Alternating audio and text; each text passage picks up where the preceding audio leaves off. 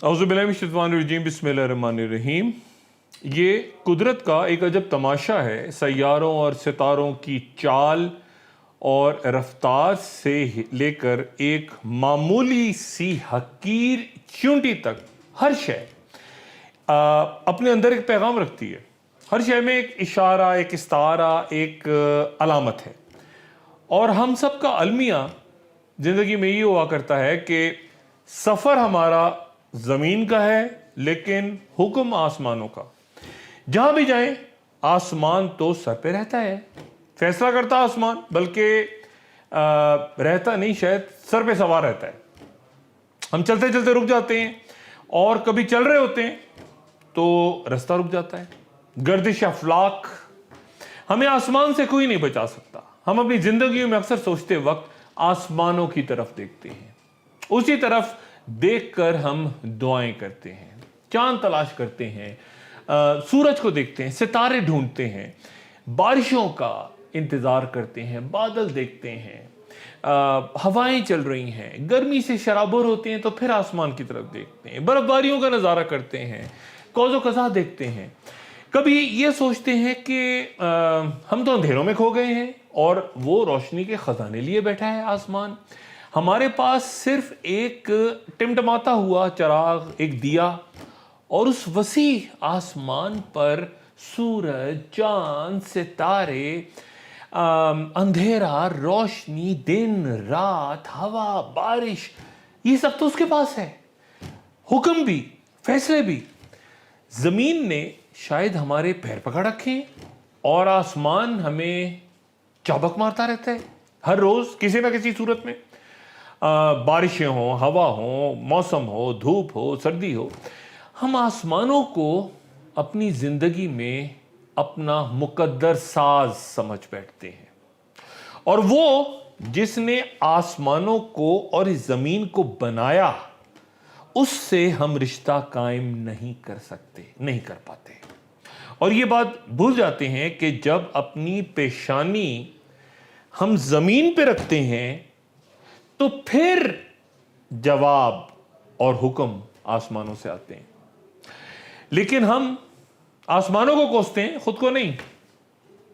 Steven Hawking's, ہمارے دور کا، عہد حاضر کا وہ مایا ناز سائنسدان، سائنٹسٹ، جس نے تمام زندگی بدترین معذوری کے ساتھ اپنی گزاری، اور پچھلے سال یعنی مارچ 2018 میں 76 سال کی عمر میں اس کا انتقال ہوا۔ ساری دنیا اسے جانتی ہے۔ صرف 21 سال کا وہ تھا جب اسے مائیوٹروفک لیٹرل اسکلیروسس، یہ ایک بہت ہی کم لوگوں کو، بہت ہی ریئر بیماری ہے، یہ اس کی تشخیص ہوئی، اور وہ اس کے جسم کے جو اعصاب تھے، جو نروز تھیں، اور اس کا دماغ، وہ ضائع ہوتا گیا۔ ڈاکٹروں نے اس کو شروع میں بتایا کہ زندگی اس کی صرف 2 سال رہ گئی ہے، اور اس کی گفتگو، اس کا بولنا چالنا آہستہ آہستہ کم ہوتا گیا۔ وہ پڑھتا تھا یونیورسٹی میں، پھر اس کے اعضاء نے، اس کی انگلیوں نے، اس کے ہاتھ پیر نے کام کرنا چھوڑ دیا، پھر وہ چلنے پھرنے سے بھی معذور ہو گیا، اور پھر وہ ویل چیئر پہ چلا گیا۔ ایک جگہ اس کی گردن ڈھلک گئی، باقی ساری زندگی وہ اسی طرح بیٹھا رہا اس ویل چیئر پہ۔ کئی سال تک وہ اسی طرح اس ویل چیئر پہ بیٹھ کے تحقیق کرتا رہا، اور اس کا طریقہ یہ ہوتا تھا تحقیق کا کہ خاص کمپیوٹر اس زمانے میں ایجاد ہوئے، انگلیاں استعمال کرتا تھا تو کمپیوٹر پہ لکھتا تھا وہ 15 ورڈز شاید 1 منٹ میں، اس طرح سے کمپیوٹر اس کا بنا تھا شروع میں۔ پھر وہ آنکھوں کے اشاروں سے اس کے کمپیوٹر ایسے بنائے گئے کہ وہ آنکھوں کا اشارہ اس کا سمجھتے تھے اور وہ ان سے لکھتا تھا۔ پھر وہ آنکھیں بھی اس کی جو تھیں وہ اشارے دینے سے قاصر ہو گئیں، معذور ہو گئیں۔ پھر ایسے کمپیوٹر بنائے گئے اس کے لیے جو اس کی ذہن کی لہروں سے کمپیوٹرز ان کو ریڈ کرتے، اس کے خیالات کو پڑھتے، اور پھر ان کو تحریری شکل میں لے کر آتے۔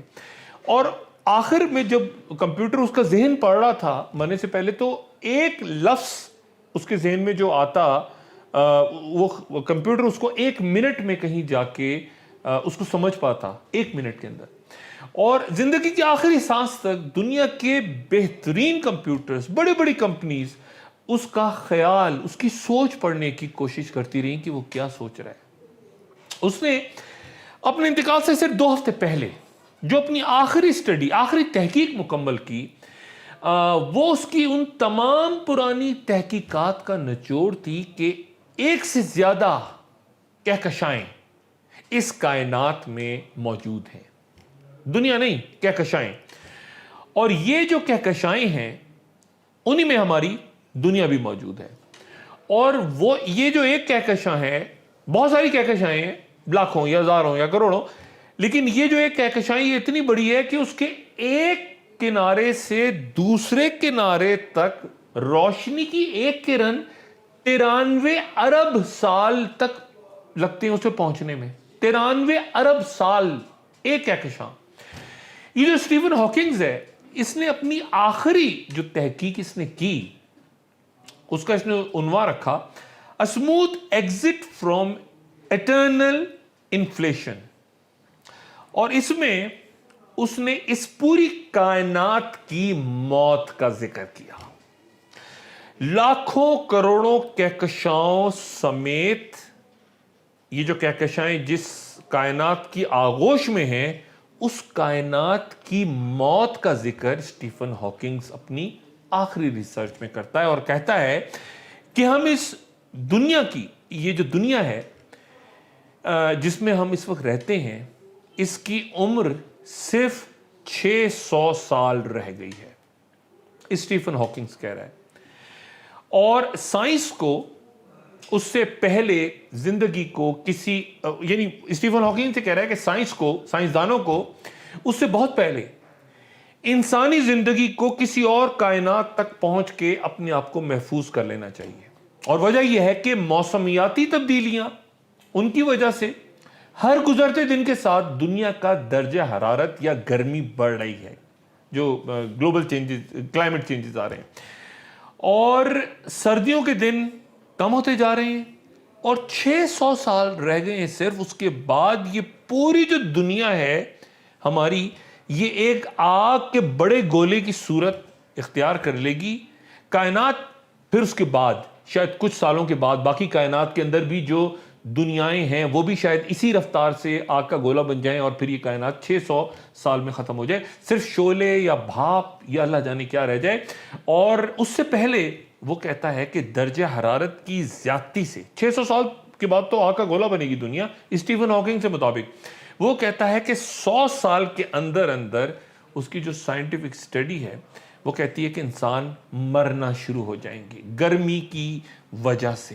بیماریاں پھیلیں گی، گندگی، آبادی میں اضافہ ہوگا، پانی ختم ہونا شروع ہو جائے گا، خوراک کی کمی ہوگی، فصلیں نہیں اگیں گی. یہ بے شمار مسائل پیدا ہونے شروع ہو جائیں گے صرف 100 سال کے اندر. اور یہ 600 سال تک یہ پھر اس میں یہ تمام سلسلہ ختم ہوگا. اس دنیا کی عمر وہ 600 سال بتا رہے ہیں. جب اس دنیا کی تو باقی دنیاوں کی بھی جو کہ اس کائنات میں ہے. یہ بات کون کر رہا ہے؟ ایک سائنسدان کر رہا ہے، ہمارے دور کا بہترین ماہر فلکیات. وہ یہ بات کہہ رہا ہے. یعنی اس وقت سائنس صرف 100 سال زیادہ سے زیادہ اس دنیا کی اور 600 سال اس کائنات کی عمر بیان کر رہی ہے. گزرے کئی سالوں سے آخر الزماں پہ مختلف مذاہب کا مطالعہ میں نے کیا، اور اس میں کائنات کے خاتمے سے پہلے اہم ترین واقعات بشمول بڑی جنگوں، یعنی معلومۃ الکبریٰ کا بھی ذکر ہوا، اور بہت ساری علامات کی میں بات کرتا رہا اور کرتا رہوں گا. ان کی کیا ٹائمنگز ہیں، یہ بہت سے لوگ پوچھتے ہیں.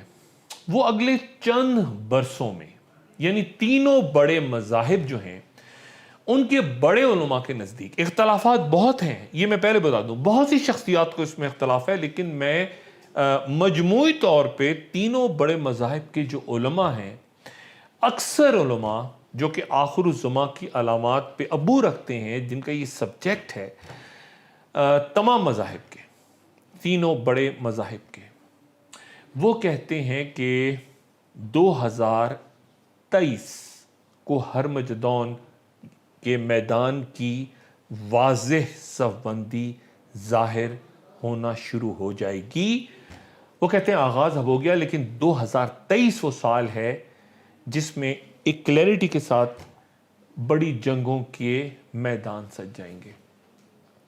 2023 سائنس 100 سال لمٹ بتا رہی ہے، اور مذہب اگلا اشرہ بتا رہا ہے۔ اختلافات سائنسدانوں کو بھی ہیں، علماء کو بھی ہیں، لیکن یہ وہ بات ہے جو میں نے آپ کو اسٹیفن ہاکنگ کی بات بتائی، اور پھر میں نے آپ کو تینوں مذاہب کے علماء کی بات بتائی۔ وہ 2023 کا جو سال ہے اس پہ وہ ڈیٹ فکس کرتے ہیں اپنے سامنے۔ چند اشعار پہ آج کی گفتگو کا اختتام کرتا ہوں کہ سمندر میں موافق ہوا چلاتا ہے، سمندر میں موافق ہوا چلاتا ہے، جہاز خود نہیں چلتے خدا چلاتا ہے۔ یہ جا کے میل کے پتھر پہ کوئی لکھ آئے، ہم وہ نہیں جنہیں راستہ چلاتا ہے۔ وہ 5 وقت نظر آتا ہے نمازوں میں، وہ 5 وقت نظر آتا ہے نمازوں میں، مگر سنا ہے شب کو جوا چلاتا ہے۔ یہ لوگ نہیں ذہن سے اپاہج ہیں، یہ لوگ نہیں ذہن سے اپاہج ہیں، ادھر چلیں گے جدھر رہنما چلاتا ہے۔ ہم اپنے بوڑھے چراغوں پہ خوب اترائے، ہم اپنے بوڑھے چراغوں پہ خوب اترائے اور اس کو بھول گئے جو ہوا چلاتا ہے۔ اپنا دوستوں، رشتہ داروں، گرد و نواح کے لوگوں کا سب کا خیال رکھیے گا۔ اللہ حافظ۔